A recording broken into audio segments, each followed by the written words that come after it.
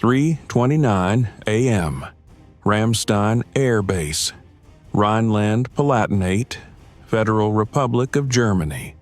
The largest American military installation in Europe, a city unto itself on the Kaiserslautern military community, home to headquarters United States Air Forces in Europe, the NATO Combined Air Operations Center, the 86th Airlift Wing, and the Air Mobility Command passenger and cargo hub that has moved more soldiers, equipment, and humanitarian cargo than any other single installation on the continent for 7 decades.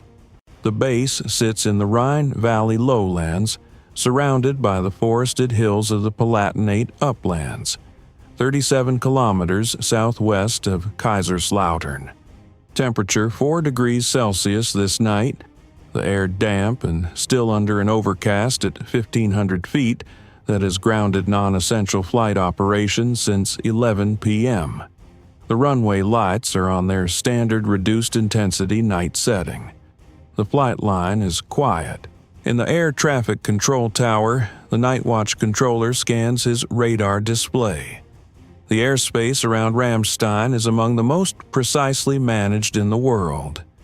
The approach corridors to Ramstein, Spangdahlem, and Frankfurt Airport overlap in a band of airspace 30 miles wide, and every contact is known, tagged, and tracked. At 3:29 a.m., the display is clean.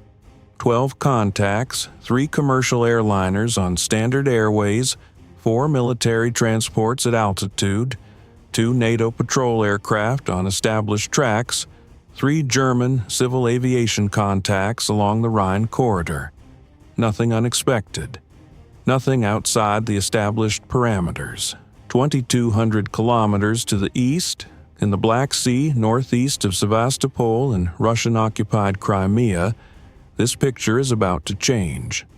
3 Project 6 36.3 Warszawianka class diesel-electric submarines, NATO designation improved Kilo, had been holding submerged patrol positions at 90 meters depth for 18 hours, maintaining acoustic silence under the thermal layer that makes the Black Sea's upper 40 meters an effective acoustic screen for any submarine running below it.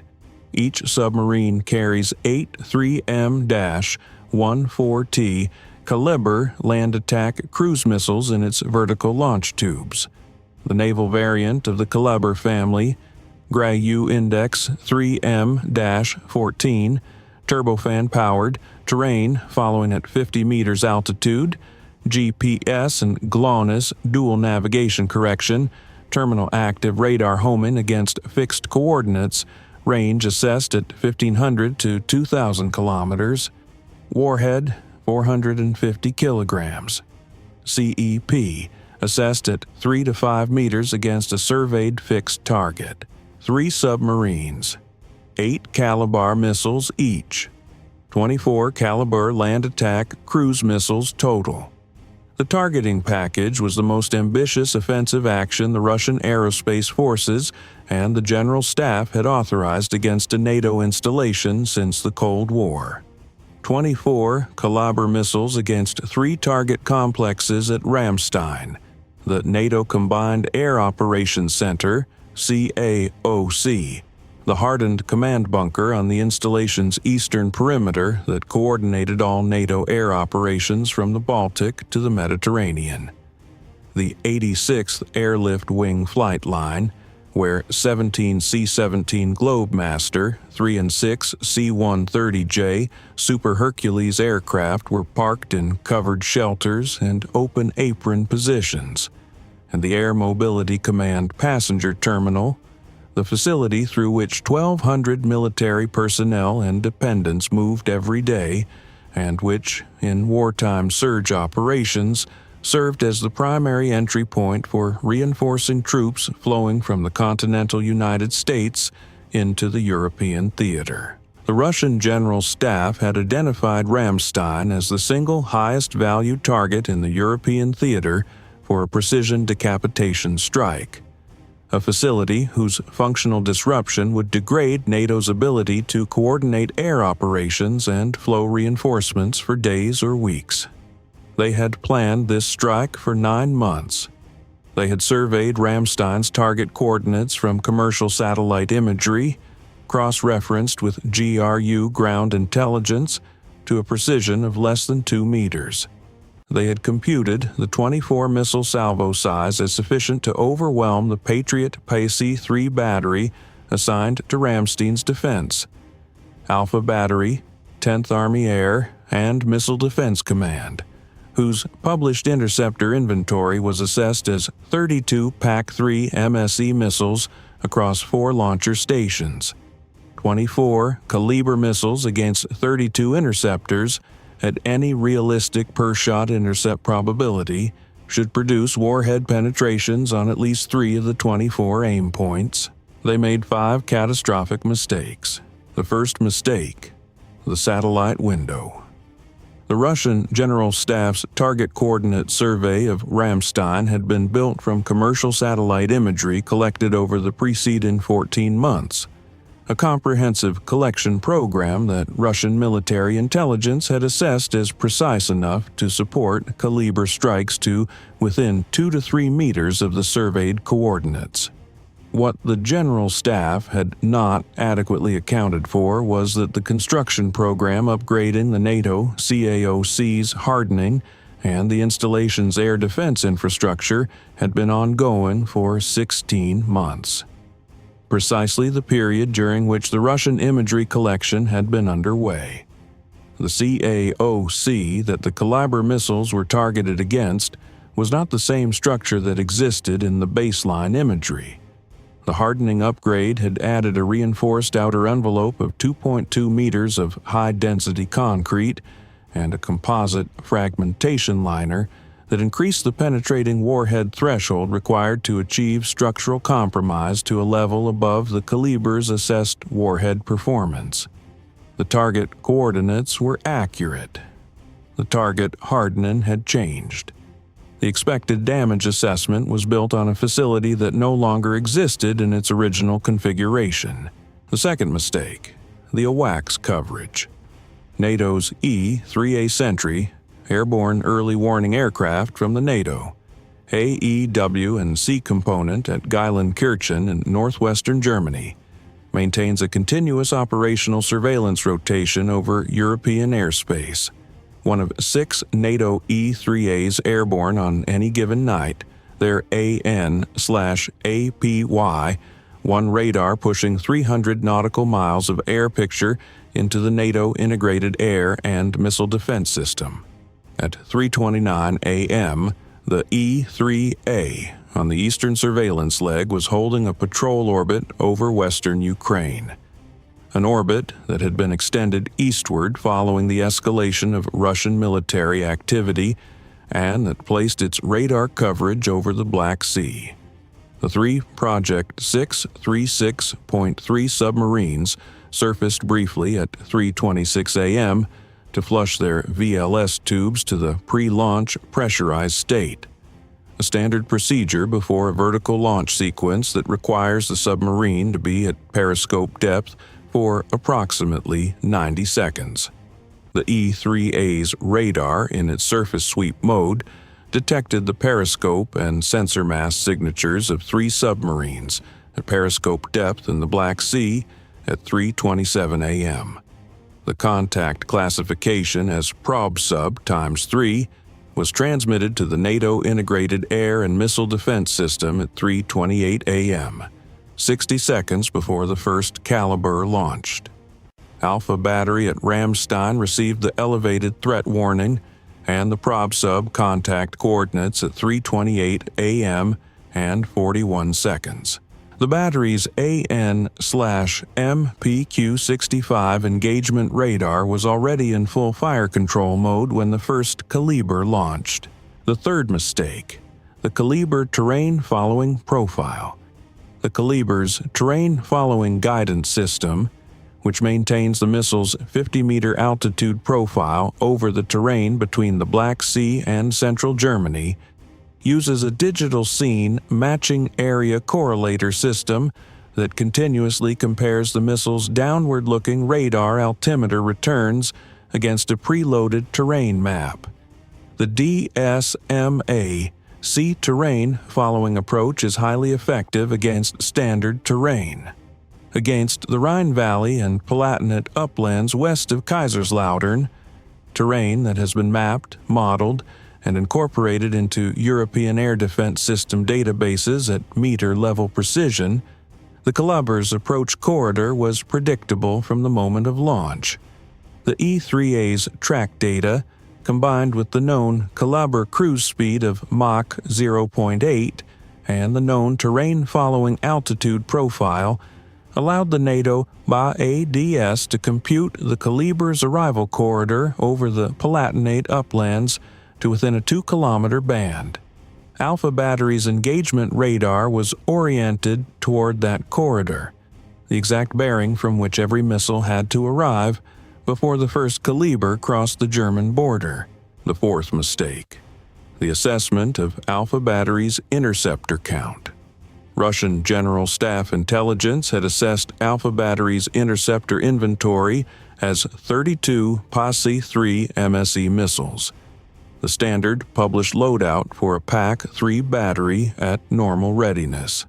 Alpha Battery had completed a full magazine reload from pre-positioned ammunition vehicles at Kaiserslautern Army Depot 7 days earlier, following a scheduled training deployment that had expended a portion of its standard load. Its current inventory at the time of this engagement: 48 PAC-3 MSE interceptors across 6 launcher stations, a non-standard surge configuration that had been authorized following an intelligence warning 3 weeks earlier of elevated Russian missile readiness in the Black Sea theater. The Russian assessment of 32 interceptors was 16 short of actual capacity. The engagement mathematics changed significantly when the actual interceptor count was 48 against 24 incoming missiles. 2 interceptors per inbound Kalibr, with no capacity stress. The fifth mistake was structural. The belief that a precision cruise missile strike on a NATO Article 5 installation was an operation whose consequences were bounded and calculable. It was not. The moment the first Kalibr impacted, or failed to impact, German territory, it triggered the full NATO collective defense consultation mechanism, the Article 5 consideration process, and the combined military response authority that placed the entire alliance's conventional and nuclear deterrent posture into a state of elevated alert with response options that were neither bounded nor predictable from Moscow's perspective. The General Staff had modeled the military effectiveness of the strike. They had not adequately modeled the strategic consequences of initiating a precision attack on the largest American military installation in Europe. The Kalibr was a tactical weapon being used to trigger a strategic response whose contours the Russian General Staff did not control once the first missile left its tube. At 3:29 a.m. and 4 seconds. 4 seconds after the first Kalibr ignited its turbofan and cleared the Black Sea surface, the NATO IADS transmits the launch warning across the European air defense network. Alpha Battery's fire direction officer authorizes engagement at 3:29 a.m. and 9 seconds. Alpha Battery, weapons free. Engage all inbound tracks. Maximum engagement rate. The AN/MPQ-65 radar has been tracking the 24 Kalibr missiles since their launch signatures crossed the radar's detection threshold over the Black Sea. A missile the size and speed of the Kalibr at Mach 0.8 is visible to a PAC-3 engagement radar at its maximum 200-kilometer range once it clears the sea surface. 24 tracks. Clean picture. No ambiguity. Alpha Battery begins firing at 3:31 a.m., 2 minutes after the first Kalibr launched, 4 minutes before the leading missiles reach the Palatinate uplands. The PAC-3 MSE launch sequence is optimized for sustained engagement rate. 1 interceptor every 3 seconds per launcher station, 6 launcher stations, a theoretical maximum of 2 interceptors per second across the battery's full capacity. Against 24 incoming tracks arriving over a 22-minute window as the missiles transit from the Black Sea to central Germany at Mach 0.8, Alpha Battery has time, capacity, and geometry to engage every target at least twice. 48 PAC-3 MSE missiles fire in a sustained sequence across 11 minutes. 2 interceptors assigned per Kalibr track, the engagement manager prioritizing by time to impact and approach bearing, the 6 launcher stations working through the track queue in optimal firing order. The PAC-3 MSE's kinetic intercept warhead does not require proximity fusing. It requires only that the guidance system place the 40-kilogram intercept vehicle on a converging trajectory with the Kalibr's body at closing velocity sufficient for structural defeat. Against a subsonic turbofan cruise missile at 50 meters altitude over the Palatinate hills, a large, radar-visible target flying a predictable terrain-following profile on a known bearing, the PAC-3 MSE has an engagement geometry that validates the system's published performance specifications. The first intercepts occur at 3:44 a.m. as the leading Kalibr missiles cross the Palatinate uplands 30 kilometers east of Kaiserslautern.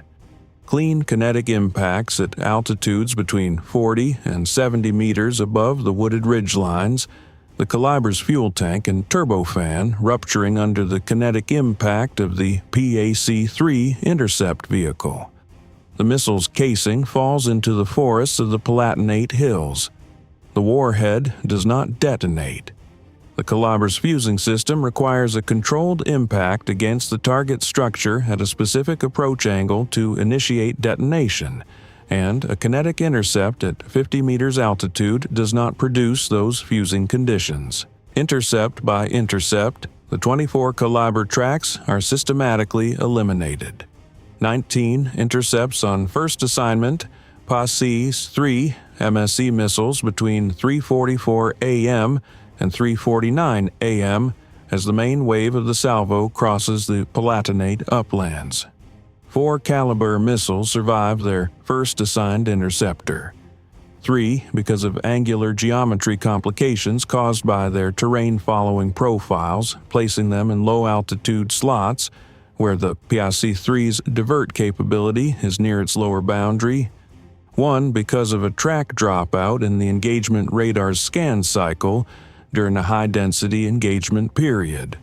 All 4 survivors are engaged by their pre-assigned backup PAC-3 MSE interceptors. 4 additional intercepts between 3:49 a.m. and 3:51 a.m. 1 final Kalibr, the trailing missile of the salvo, which had been launched last from the 3rd submarine, and had taken a slightly different terrain-following route through the Rhine Valley north of Mannheim, reaches 22 kilometers from Ramstein's perimeter at 3:51 a.m. before its backup interceptor achieves a proximity detonation at 9 meters. The continuous rod warhead of the PAC-3 MSE ruptures the Kalibr's turbofan casing and destroys its DSM-AC guidance system. The missile descends ballistically from 700 meters altitude and impacts an agricultural field 11 kilometers northeast of Kaiserslautern. Its warhead does not detonate. A farmer will find a large crater in his field at first light. German authorities will cordon the area, and a Bundeswehr explosive ordnance disposal team will secure the intact warhead by 7:30 a.m. 3:51 a.m., 22 minutes after the first Kalibr launched from the Black Sea. 24 Kalibr 3 M14 land attack cruise missiles, 23 intercepted by PAC-3 MSE kinetic impact over the Palatinate uplands, 1 whose warhead impacts an agricultural field without detonating, 0 Kalibr warheads detonated in the vicinity of Ramstein Air Base, 0 structural damage to the CAOC, the flight line, or any installation facility, 0 American military casualties, 0 German civilian casualties. Ramstein Air Base, fully operational throughout the engagement.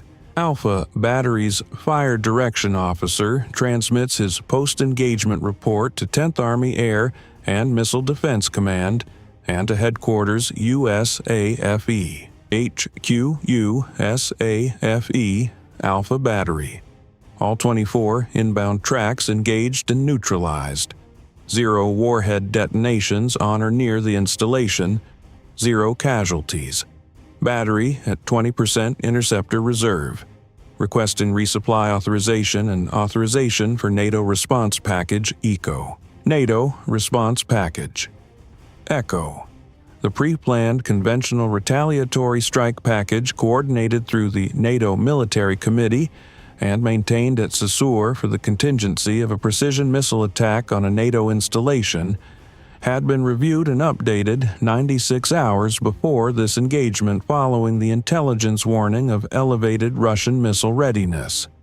The package Echo authorization required consultation under Article 5 procedures with the North Atlantic Council, a process that, in the current elevated political climate, had been pre-delegated to Saussure for immediate authorization in the event of a confirmed attack on a NATO installation. The authorization arrives at 3:58 a.m. 4 Northrop Grumman B-21 Raider stealth bombers, airborne from RAF Fairford in Gloucestershire since 1 a.m. on contingency alert tasking, carrying AGM-158 LRASM and AGM-158B JASSM-ER internally in their weapons bays, received their targeting data via encrypted satellite link at 3:59 a.m. and turned southeast toward the Black Sea at Mach 0.9 at 55,000 feet. Their targets: the 3 Project 636.3 submarines, whose surface signatures the E-3A had logged at 3:27 a.m., submarines that had fired their complete Kalibr loads and were now at periscope depth or snorkeling to recharge batteries after the energy expenditure of the vertical launch sequences. The B-21's AN/A-PQ-239 AESA radar in synthetic aperture mode acquires the 3 submarine signatures at 60 nautical miles. 3 submarines, stationary or near stationary at periscope depth in the Black Sea, their radar masts and periscope heads providing small but trackable radar returns against the flat Black Sea surface at this altitude and radar mode. At 4:31 a.m., 4 B-21s released 12 LRASM anti-ship missiles, 4 per aircraft, 3 missiles per submarine, released from internal bays at standoff range. The LRASM's Autonomous Target Discrimination System, programmed with the radar signature characteristics of the Project 636.3 class, acquires each submarine's periscope and mass signature at 20 kilometers and guides to impact. Each submarine receives 3 LRASM warhead impacts across a 40-second sequence. The 3 Project 636.3 submarines that fired 24 Kalibr missiles at Ramstein Air Base are no longer viable platforms by 4:44 a.m. Simultaneously, 4 F-35A Lightning II from the 52nd Fighter Wing at Spangdahlem Air Base, airborne since 3:40 a.m. on NATO Response Package Echo tasking, deliver 16 AGM-158 BJASSM-ER standoff missiles against the Russian Black Sea Fleet's Kalibr missile storage and loading facility at Sevastopol Naval Base. The facility's hardened missile storage bunkers received 4 JASSM-ER penetrating warheads each across 2 sequential salvos. Secondary detonations at the facility confirm stored Kalibr propellant inventory ignition. The facility's operational capacity to resupply and reload Kalibr-equipped submarines is assessed as severely degraded for a minimum of 60 to 90 days. At 4:48 a.m., 2 EA-18G Growler aircraft from the 480 TH Fighter Squadron at Spangdahlem delivered 12 AGM-88 EAARGM against Russian integrated air defense radar sites covering the Black Sea approaches. Radar systems whose frequencies and positions had been continuously logged by the RC-135V/W Rivet Joint Reconnaissance aircraft from RAF Mildenhall, operating on its standard European collection orbit since 9 p.m. All 4 targeted radar sites silenced between 4:58 a.m. and 5:04 a.m.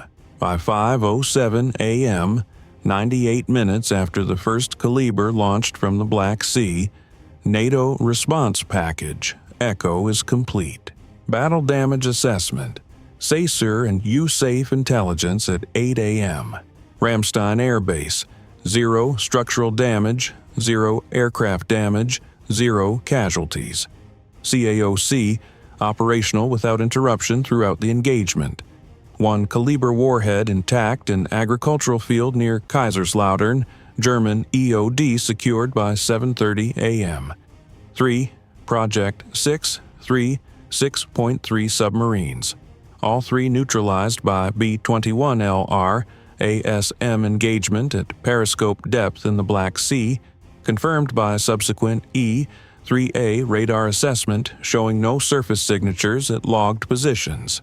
Sevastopol Kalibr storage and loading facility, severely damaged, operational capacity degraded 60 to 90 days minimum. Secondary detonations confirming stored inventory loss. 4 Russian Black Sea Fleet integrated air defense radar sites, all 4 silenced by AARGM. 0 NATO aircraft lost. 0 American casualties.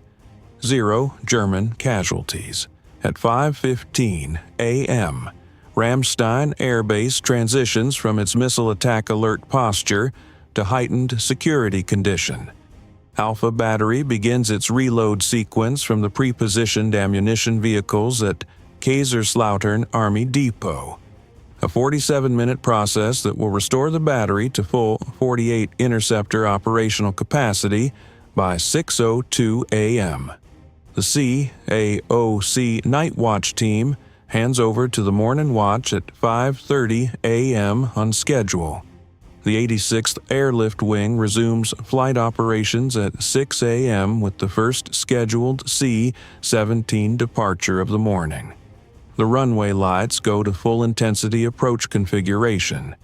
The air traffic control radar sweeps its standard pattern. The display shows 12 contacts, all identified, all on established airways. The airspace above Ramstein is clear. Ramstein Air Base has stood at this location in the Rhine Valley for 70 years. It has been the logistics and command hub for American and NATO operations in Europe through every crisis, every conflict, every flashpoint since the beginning of the Cold War. It has been targeted before, by planning staffs, by intelligence analysts, by scenario writers in Moscow who understood that it was the single facility whose disruption would most degrade NATO's conventional military coordination capability in Europe. It had never been struck. It was not struck tonight. The 24 Kalibr missiles that were supposed to change that fact found instead 48 PAC-3 MSE interceptors waiting for them. 2 for every missile, positioned on the only bearing from which the missiles could arrive, by a battery that had been warned 60 seconds before the first Kalibr left its tube and had been at full engagement readiness for 22 minutes before the first missile reached the Palatinate uplands. The CAOC is online. The runway is clear. The morning departures are on schedule. Ramstein is operational. It always will be.